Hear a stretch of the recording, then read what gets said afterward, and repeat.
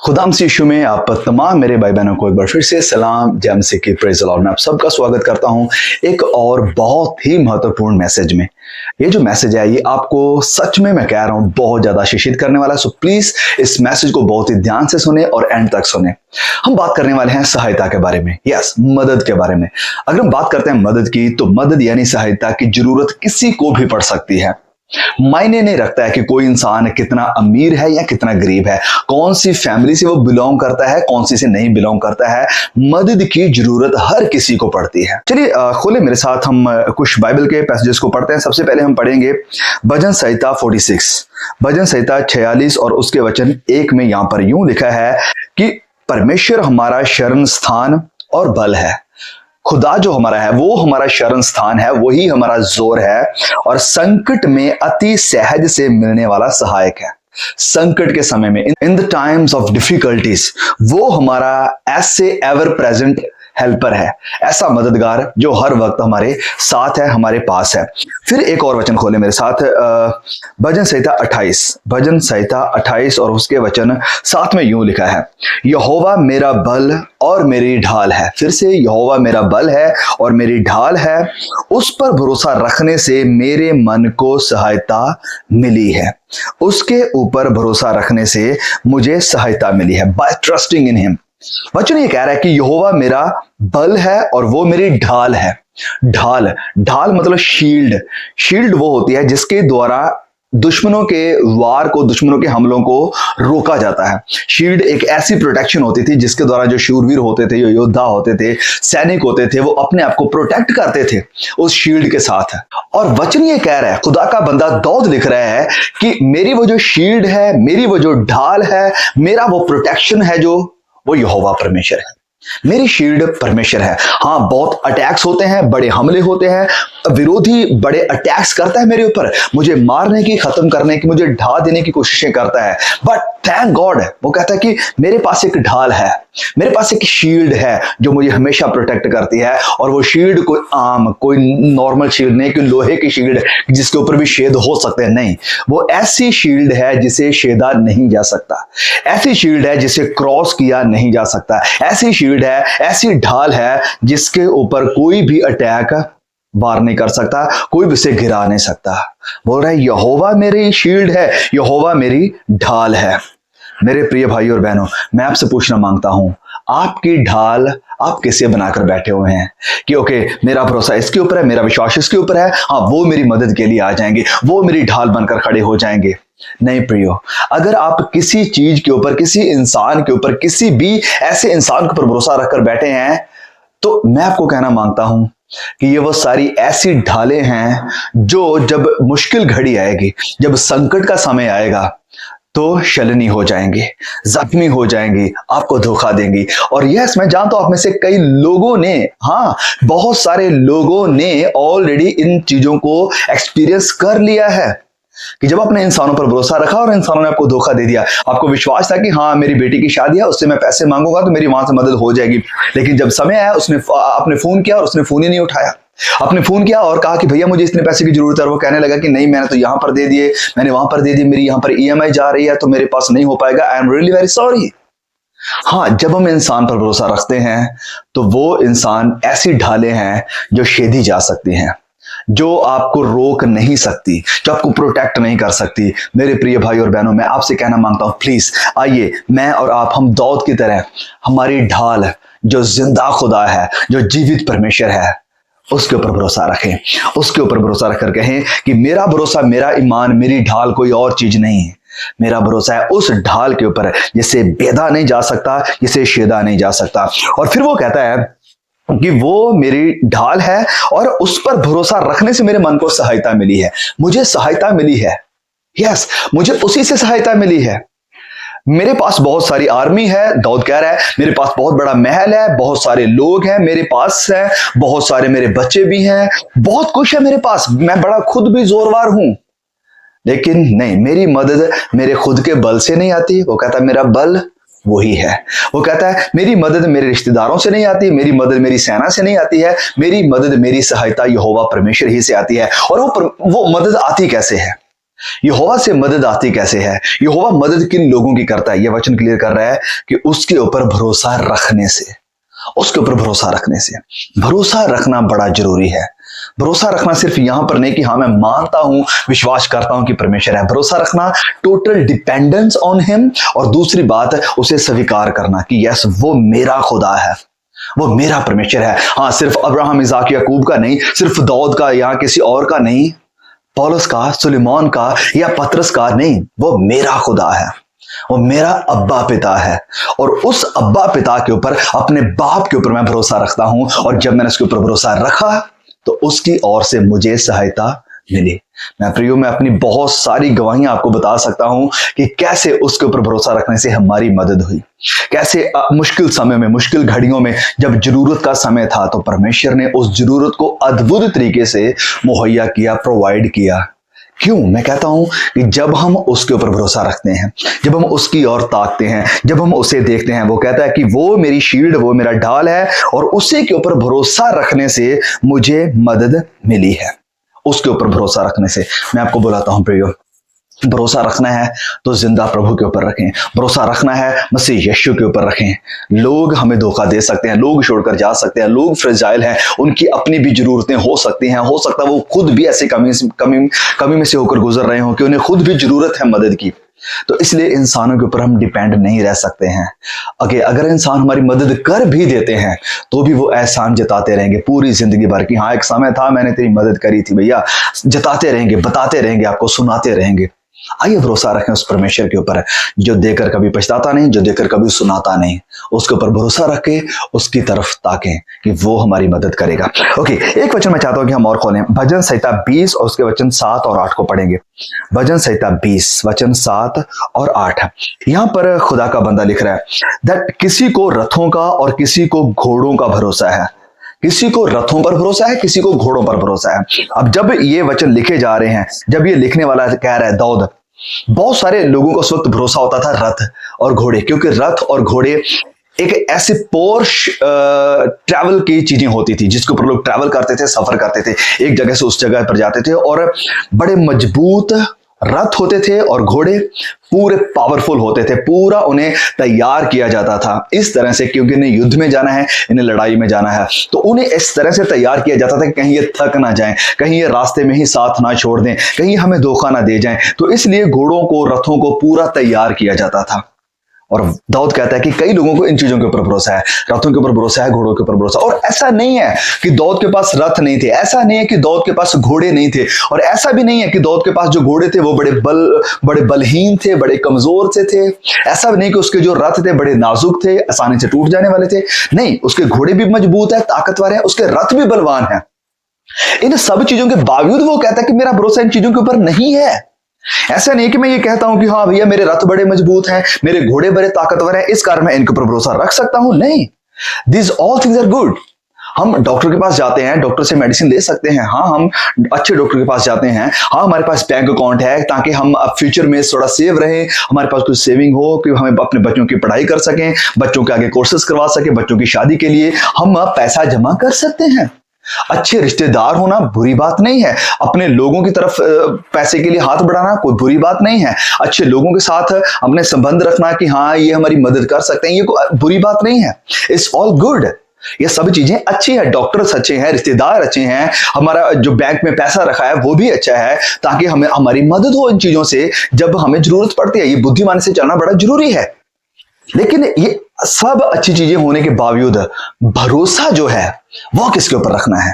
क्या भरोसा इस बात पर रखेंगे कि कोई बात नहीं, देखा जाएगा, वो है ना मेरा पैसा, वो है ना मेरे रिश्तेदार? नहीं, भरोसा इस बात पर है कि मेरा जिंदा खुदा है ना मेरे साथ, मेरा जिंदा पिता है ना मेरे साथ, पिता है ना मेरे साथ, पापा है मेरे साथ। इस कारण मुझे घबराने की, मुझे डरने की जरूरत नहीं है। वो कहता है कि किसी को रथों पर भरोसा है और किसी को घोड़ों पर भरोसा है, परंतु हम तो अपने परमेश्वर यहोवा ही का नाम लेंगे। जब मुश्किल आएगी, जब बात आएगी नाम लेने की कि हाँ भैया आपका भरोसा किसके ऊपर है, हम ये नहीं कहेंगे कि मेरे पास बैंक अकाउंट में बहुत पैसा है, हम ये नहीं कहेंगे कि मेरे रिश्तेदार बड़े अमीर हैं, हम ये नहीं कहेंगे कि मेरे इन लोगों के साथ कनेक्शंस हैं, हम ये नहीं कहेंगे कि मेरे पास ये है या मेरे पास वो है। हम यही कहेंगे कि यहोवा मेरा अब्बा है, मेरा पापा है, हम यहोवा ही का नाम लेंगे। दाऊद कहता है कि यस, रथ हैं, घोड़े हैं, अच्छी बात है, सब सारी सेना मेरे पास तैयार है, बहुत सारा पैसा भी है, माल है, सब कुछ है, लेकिन जब जरूरत पड़ेगी या जब भी हम पुकारेंगे, हम एक ही नाम को पुकारेंगे, और वो नाम जिंदा पिता, जिंदा खुदा, प्रभु यहोवा है। फिर वो कहता है वचन 121 में, भजन संहिता 121 में वो कहता है कि मैं अपनी नजरें पहाड़ों की ओर उठाऊंगा, मेरी मदद कहां से आएगी? कहता है मेरी मदद आएगी पहाड़ों को, जमीन आसमान को बनाने वाले परमेश्वर की तरफ से। मैं अपनी नजरें उठाऊंगा पहाड़ों की तरफ, मेरी मदद कहां से आएगी? और मेरी मदद लोगों से नहीं, मेरी मदद सेना से नहीं, मेरी मदद दूसरे राजाओं से नहीं, मेरी मदद यहोवा ही की ओर से। मतलब एक ही नाम है जिसे मैं पुकारता हूं, एक ही नाम, और वो कहता है परमेश्वर का नाम। मैं किसी इंसान के ऊपर, किसी चीज के ऊपर, अपने फाइनेंसेस के ऊपर, अपने बैंक अकाउंट के ऊपर, किसी चीज के ऊपर भरोसा नहीं रखता हूं। भरोसा एक ही चीज के ऊपर है। हाँ, ये सेविंग्स है, ये रिश्तेदार, सब चीजें सही हैं, भरोसा एक ही चीज पर है, और वो परमेश्वर है। भरोसा डॉक्टर पर नहीं, भरोसा डॉक्टर की रिपोर्ट पर नहीं, भरोसा इस बात पर नहीं कि कोई मुझे खून प्रदान कर देगा, भरोसा इस बात पर नहीं कि हाँ मैं इस रिश्तेदार को जानता हूं, उसके द्वारा कनेक्शन के साथ मेरी पीआर आसानी से हो जाएगी, भरोसा इस बात पर नहीं कि हाँ मैं इसके साथ शादी कर लूंगा तो मेरा जीवन आसान हो जाएगा। नहीं, भरोसा इस बात पर कि अब्बा मेरा पिता है, यहोवा मेरा पिता है, अब्बा खुदा मेरा अपना बाप है, मेरा अपना बाप है। फिर मैं चाहता हूं कि एक वचन हम खोलें, यशाया उसके अध्याय 31 और वचन 1 से पढ़ेंगे। यशाया अध्याय 31, आइज़ाया chapter number 31 versus beginning from 1। यहां पर लिखा है, हाय उन पर जो सहायता पाने के लिए मिस्र को जाते हैं। अब यहां पर ये यहोवा की शिकायत है, ये परमेश्वर शिकायत कर रहे हैं। यहां पर परमेश्वर निराश है इन लोगों से। ये कौन है? ये यहूदा का घराना है, यहूदा का घराना है, और परमेश्वर इससे निराश है। क्यों निराश है? क्योंकि वो कहता है कि हाय उन पर जो सहायता पाने के लिए इजिप्ट को जाते हैं, मिस्र को जाते हैं। वो टू देम। क्यों? देखिए, जो मिस्र उस वक्त में था, मिस्र एक बड़ा ही परिपक्व देश था, एक ऐसा देश था जो बड़ा पावरफुल था, जिसकी आर्मी बड़ी अच्छी थी, जिनके स्पेशली घोड़े बड़े पावरफुल हुआ करते थे, जिनकी सेना बड़ी पावरफुल हुआ करती थी, जिनके राजे बड़े समझदार हुआ करते थे। मतलब ये पूरा संपूर्ण एक तरह से देश था, बड़ा एडवांस देश था।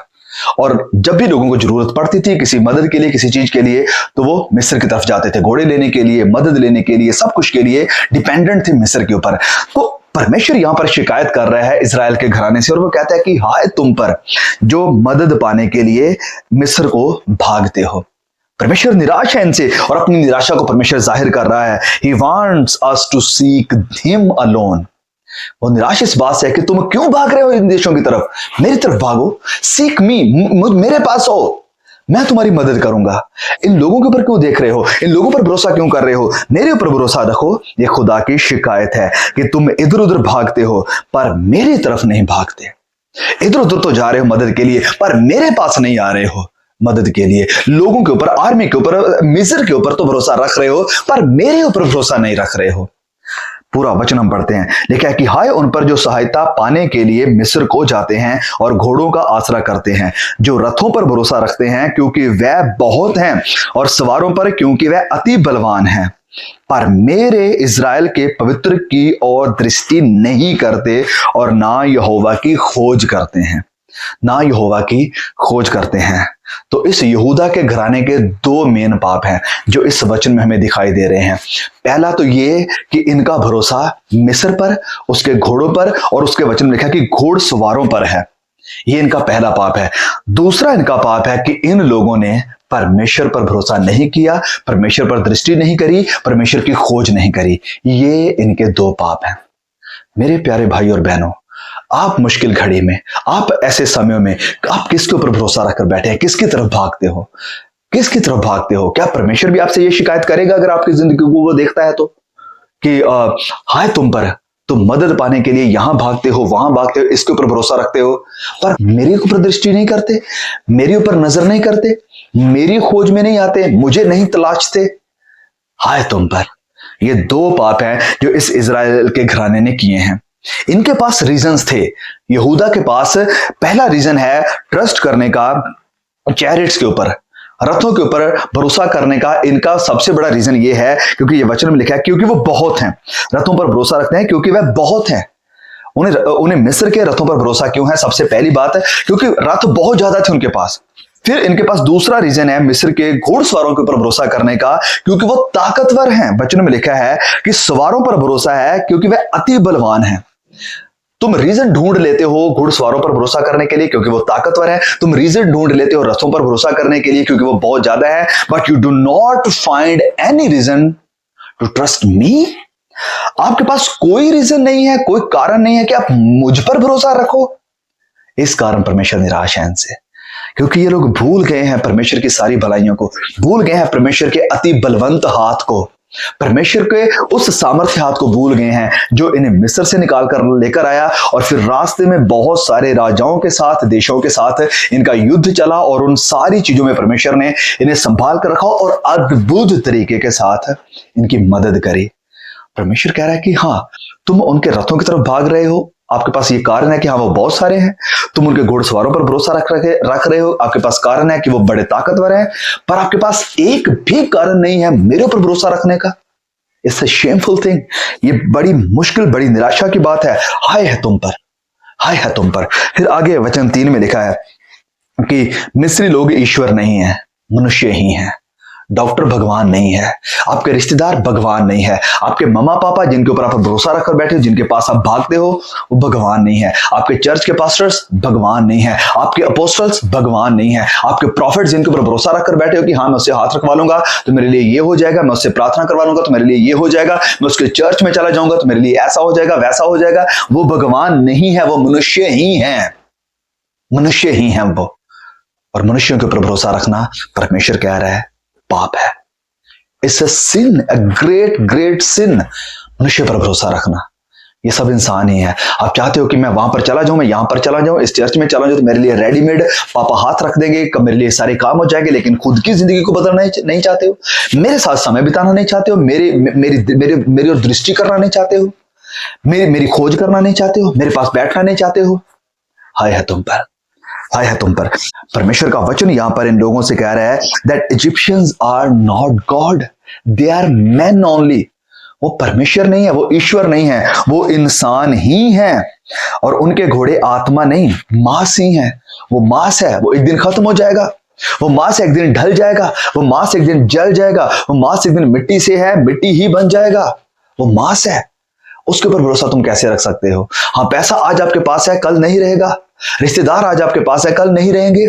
आपके मम्मी पापा आज आपके साथ हैं, कल नहीं होंगे। आपके बच्चे बच्चियां आज आपके पास हैं, कल को नहीं होंगे। आपके चर्च लीडर्स आज आपके साथ हैं, कल आपके पास नहीं होंगे। आप चर्च के लीडर आज आपका, उन्होंने आज कॉल उठा लिया लेकिन कल नहीं उठाएंगे। कल किसके और फिर देखोगे? कल कहां जाओगे? किसकी तरफ भागोगे? क्या इंसानों की तरफ भागते रहोगे? वो मांस है, ये सब खत्म हो जाएगा, सब जाता रहेगा। ईश्वर पर भरोसा रखो। फिर वो आगे कहता है जब यहोवा हाथ बढ़ाएगा तब सहायता करने वाले और सहायता चाहने वाले दोनों ठोकर खाकर गिरेंगे और वह सब के सब एक संग नष्ट हो जाएंगे। बोल रहा है कि यस, इजिप्शियंस आर पावरफुल, उनके रथ बड़े बहुत सारे हैं, उनके घुड़सवार बड़े पावरफुल है, उनके घोड़े भी ताकतवर है, बड़े बलवान हैं। लेकिन मैं आपको कह रहा हूं वो परमेश्वर नहीं है, वो ईश्वर नहीं है, वो इंसान ही है, वो भी मांस के बने हुए हैं। और परमेश्वर कह रहा है कि जब मैं अपना हाथ बढ़ाऊंगा तुम्हारी इस बुराई के खिलाफ, तो तुम जो सहायता पाने के लिए भाग रहे हो इधर उधर, तुम भी और वो जो तुम्हारी सहायता करने वाले इंसान है, वो सब भी नष्ट हो जाएंगे, सब नष्ट हो जाएंगे। परमेश्वर इन्हें एक वार्निंग भी दे रहे हैं और इन्हें इन्विटेशन भी दे रहे हैं कि मेरी खोज करो, मेरे ऊपर भरोसा रखो, क्योंकि मैंने अपना हाथ तुम्हारे ऊपर बनाकर रखा है कि आप बचे हुए हो। मेरे हाथ के द्वारा ही दुश्मन तुम्हारा कोई नुकसान नहीं कर पा रहे हैं। जिस दिन मैं अपना हाथ उठा लूंगा तो यही लोग जिनके ऊपर आप भरोसा रखकर बैठे हो, यही तुम्हारे खिलाफ आएंगे, तुम्हारा नुकसान करेंगे, तुम्हें लूट कर ले जाएंगे, अगर तुम ऐसे ही इंसानों पर भरोसा रखकर बैठे रहोगे। मेरे प्रिय भाई और बहनों, मैं फिर से कह रहा हूं, डॉक्टर्स बुरे नहीं हैं, डॉक्टर्स के ऊपर भरोसा, तो मेरे प्रिय भाई और बहनों, मैं फिर से कह रहा हूं, डॉक्टर्स बुरे नहीं हैं। हम डॉक्टर्स के पास जा सकते हैं, डॉक्टरों को देख सकते हैं। पैसा बुरा नहीं है, हम पैसा रख सकते हैं। रिश्तेदार बुरे नहीं हैं, हमारे बच्चे, हमारे माँ बाप, हमारे पास्टर्स बुरे नहीं हैं। हम इनके पास जाते हैं, रहते हैं, इनके साथ फेलोशिप करते हैं, पर भरोसा किसी के ऊपर नहीं, भरोसा सिर्फ एक ही के ऊपर, नजरें सिर्फ एक ही के ऊपर, दृष्टि सिर्फ एक ही के ऊपर, तलाश सिर्फ एक ही की, और वो है जिंदा परमेश्वर। जिंदा परमेश्वर। चलिए मैं आपको एक कहानी की तरफ लेकर जाता हूं। एक कहानी जो हमें बाइबल में देखने को मिलती है एजरा की किताब में। एजरा अध्याय 8 को पढ़ेंगे। एजरा अध्याय 8 और उसके वचन 21 से लेकर 22 तक में। अब यहां पर थोड़ी सी मैं बैकग्राउंड आपको बता दूं ताकि ये जो हिस्से का आप जिक्र करने वाले हैं क्लियरली समझ आ जाए आपको। यहां पर हुआ क्या है कि बेबीलोनियों ने, हमें पता है कि इजराइल के ऊपर अटैक किया था और इन्हें अपना गुलाम बना लिया था। लंबे समय से इजरायली लोग बेबीलोन यानी बाबुल की गुलामी में है। फिर एक दिन राजा जो चेंज होता है, बदलता है, वो फिर कहता है कि हाँ तुम अपने अपने घर में जा सकते हो। तो एक ग्रुप को वो भेज रहा है और ये ग्रुप का लीडर है एजरा। एजरा को वो भेज रहा है कि जा तू इन लोगों को लेकर जा अपने देश की शहर बना, यानी दीवारों को बनाओ, अपना मंदिर बनाओ और वहां पर जाओ और अपने खुदा की जाकर महिमा करो, आराधना करो। और इससे पहले कि एजरा को वो भेजता राजा, एजरा ने ऑलरेडी राजा को कहा था कि हाँ हमारा ईश्वर बड़ा महान है, हमारा परमेश्वर बड़ा महान है, वो हमारे साथ रहता है, वो हमारा मददगार है, वो हमारे संग संग होकर चलता है। तो ये सारी बातें इजराइल ने राजा को बोली है और राजा ने कहा है कि ठीक है यू कैन गो। तो एक बहुत बड़ा ग्रुप लेकर, एक बहुत बड़ी भीड़ को लेकर एजरा अब निकलने वाला है यहां से इजराइल देश के लिए।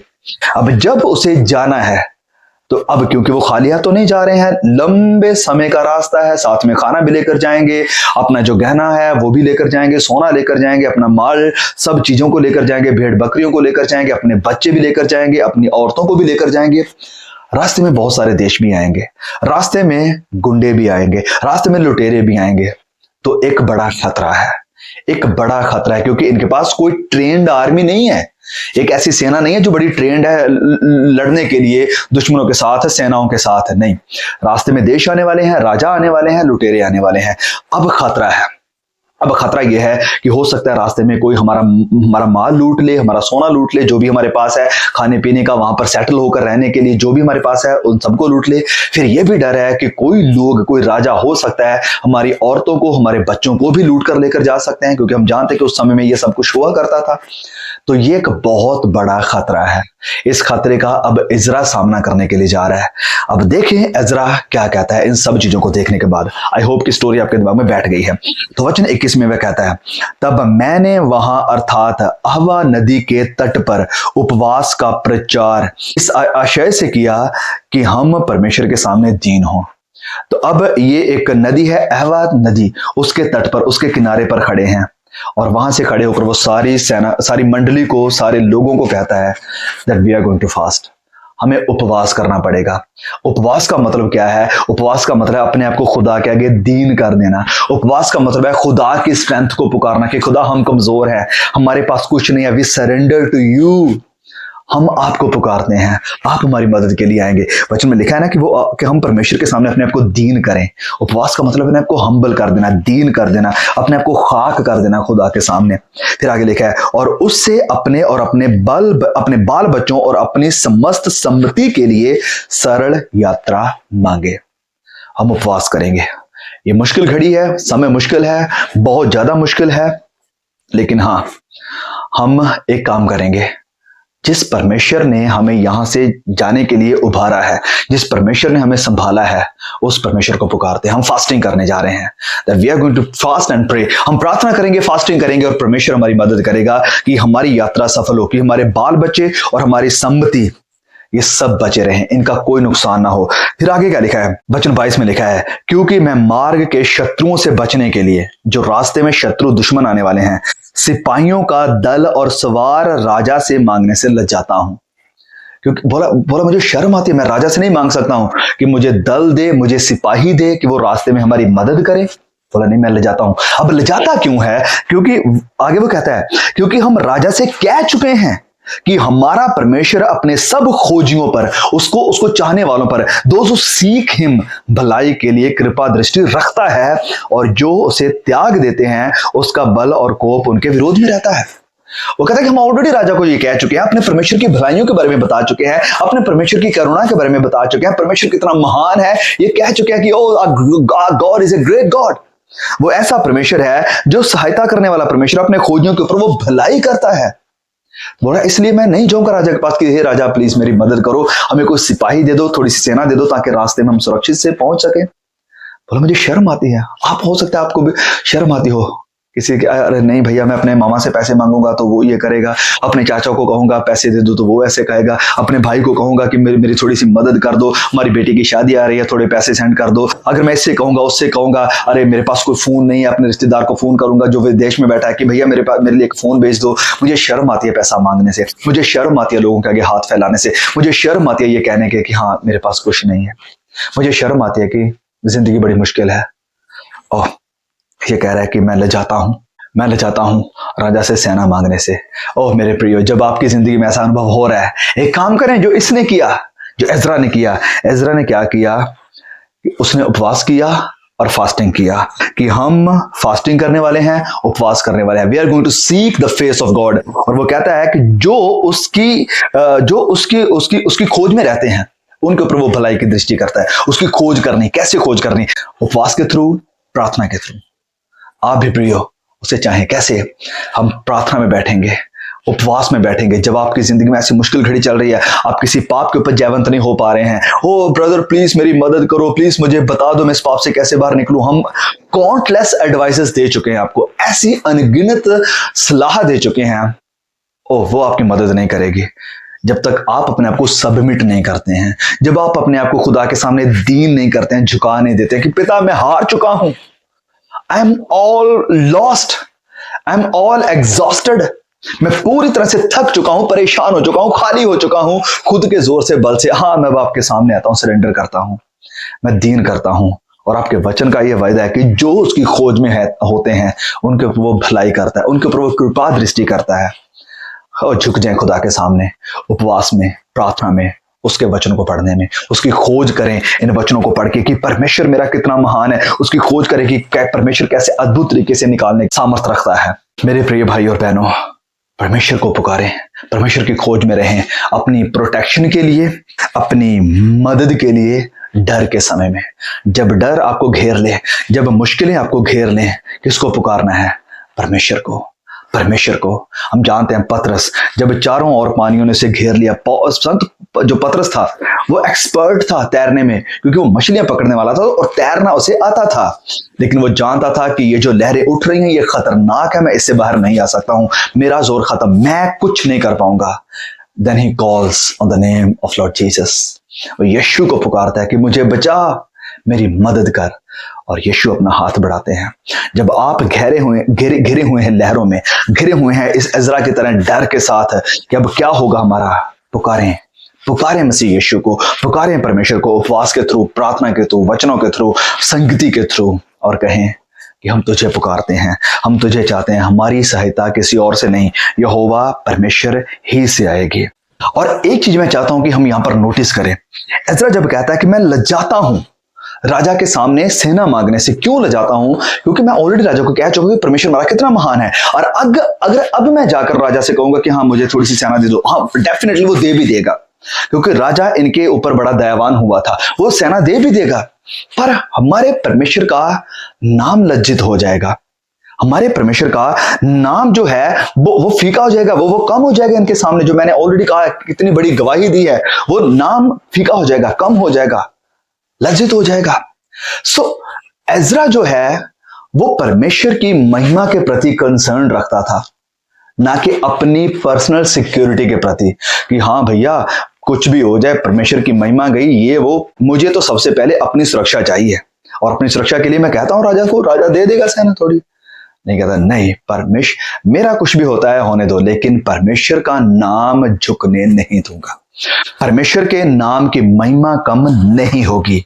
परमेश्वर पहले, मैं बाद में, हम लोग बाद में हैं। ओ प्रियो, काश हम भी ऐसे हो जाएं कि हाँ हमारा कुछ भी होता है होने दो, नुकसान होता है हो जाने दो, कोई फर्क नहीं पड़ता, लेकिन परमेश्वर के नाम को दाग लगने नहीं देंगे, परमेश्वर के नाम को दाग लगने नहीं देंगे। मेरी जॉब जाती है चली जाए, लेकिन मैं झूठ नहीं बोलूंगा, जॉब जाती है चली जाए लेकिन मैं कंप्रोमाइज नहीं करूंगा, जॉब जाती है जाने दो लेकिन मैं गलत साइन नहीं करूंगा, जॉब जाती है जाने दे लेकिन मैं फ्रेब करके, धोखा करके 1 रुपया भी नहीं कमाऊंगा। क्या हम परमेश्वर की महिमा के लिए कंसर्न है, या अपनी सिक्योरिटी के लिए, अपने पैसे के लिए, अपने घर परिवार के लिए कंसर्न है? जब हम परमेश्वर की महिमा के लिए कंसर्न रखते हैं तो मेरे प्रियो, परमेश्वर आपके लिए, मेरे लिए कंसर्न रखता है। वो जानता है कि हमने कहाँ परमेश्वर के लिए स्टैंड लिया था, परमेश्वर भी आपके लिए स्टैंड लेने को तैयार होगा। और हम जानते हैं सारी स्टोरी को कि एजरा और पूरे लोग आराम से सुरक्षा के साथ अपने देश वापस पहुंच गए थे। क्यों पहुंच गए थे? Because they sought the face of the Lord.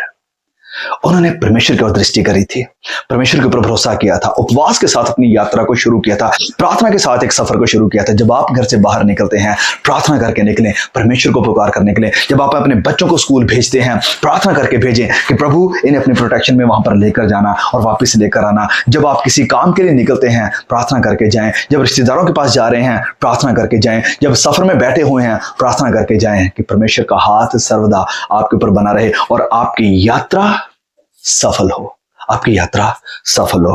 Okay, तो एक वचन हम और पढ़ेंगे। ओके, तो एक वचन हम और पढ़ेंगे इब्रानियों की किताब, उसके अध्याय 13 वचन 6। इब्रानियों, the book of Hebrews chapter number 13 verse number 6। इब्रानियों, प्लीज खोले मेरे साथ चैप्टर नंबर 13 को। जो 13 है वो आखिरी अध्याय है इस किताब का। वचन 6 में क्या लिखा है? इसलिए हम निडर होकर कहते हैं, निडर होकर, बिना डर के कहते हैं। We say this with a great confidence, बड़े कॉन्फिडेंस के साथ निडर होकर कहते हैं। तो जब भी आप इस बात को कहें तो निडर होकर कहें। ऐसा नहीं कि मन में कोई डर रखकर, मन में कोई चिंता रखकर, मन में कोई कंसर्न रखकर कि हाय ये कैसे होगा। नहीं, निडर होकर कहते हैं। क्या कहते हैं? कि प्रभु मेरा सहायक है। God is my great help, परमेश्वर मेरी सबसे बड़ी मदद है, वो मेरा हेल्पर है। मैं ना डरूंगा, मनुष्य मेरा क्या कर सकता है। मैं नहीं डरूंगा, मैं नहीं डरूंगा, मनुष्य मेरा क्या कर सकता है। जब हम उसके ऊपर वाला हिस्सा पढ़ते हैं, वचन 5, मैं चाहता हूं कि ये पढ़े भी, बहुत जरूरी है। तुम्हारा स्वभाव लोभ रहित हो और जो तुम्हारे पास है उसी पर संतोष करो, क्योंकि उसने आप ही कहा कि मैं तुझे कभी ना छोड़ूंगा और तुझे कभी ना त्यागूंगा। ये वायदा उन लोगों के लिए है। हाँ, हर कोई ये नहीं कह सकती प्रभु मेरा सहायक है। ये वायदा किन लोगों के लिए है? जिनका स्वभाव लोभ रहित है और जो संतुष्ट है प्रभु यीशु में, जो संतुष्ट है प्रभु यीशु में, सिर्फ और सिर्फ जो इस बात में संतुष्ट नहीं कि हाँ मैं यहां से भी ठग लूं, वहां से भी ठग लूं, मैं ये कर लूं, मैं वो कर लूं। नहीं, जिनका भरोसा पूरी तरह से यहोवा परमेश्वर के ऊपर है, जो उसके भय में चलते हैं, जो उसकी मर्जी में चलते हैं, जो उसकी इच्छा को अपने अंदर लिए हुए चलते हैं। ये भरोसा, ये वायदा, ये क्लेम, ये आशीष उनके लिए है। वो कहता है कि जो लोग ऐसे हैं वो निडर होकर कह सकते हैं कि मेरा सहायक, मेरा मददगार, मेरा परमेश्वर है। मैं ना डरूंगा, मनुष्य मेरा क्या कर सकता है, बीमारी मेरा क्या कर सकती है, ये आई हुई दुख परेशानी मेरा क्या कर सकती है, गरीबी मेरा क्या बिगाड़ सकती है। हाँ, सब कुछ नहीं है मेरे पास, लेकिन क्या हो जाएगा, एक है ना मेरे पास, मसीह यीशु, वही काफी है, वही काफी है। वो मेरी सबसे बड़ी मदद है। राजाओं का राजा जब मेरा पिता है, सृष्टि का कर्ता जब मेरा पिता है, जो ना कभी सोता ना कभी ऊँघता, वो मेरा पिता है, तो मैं क्यों घबराऊं, मैं क्यों घबराऊं। वो मेरे साथ है, वो मेरे पास है। आई होप कि ये मैसेज आपको बहुत आशीषित किया होगा और आने वाले समय में ये मैसेज आपको और भी ज्यादा ब्लेस करेगा जब आप इस वचन को थाम कर चलेंगे कि मैंने भरोसा उसके ऊपर किया है और मेरी मदद उसी की तरफ से आई है। प्लीज इस वीडियो को, इस मैसेज को जरूर शेयर करें बहुत सारे भाई बहनों के साथ, ताकि सब हमारे भाई बहन आशीषित हो सकें। May God bless you all. See you again. आमीन।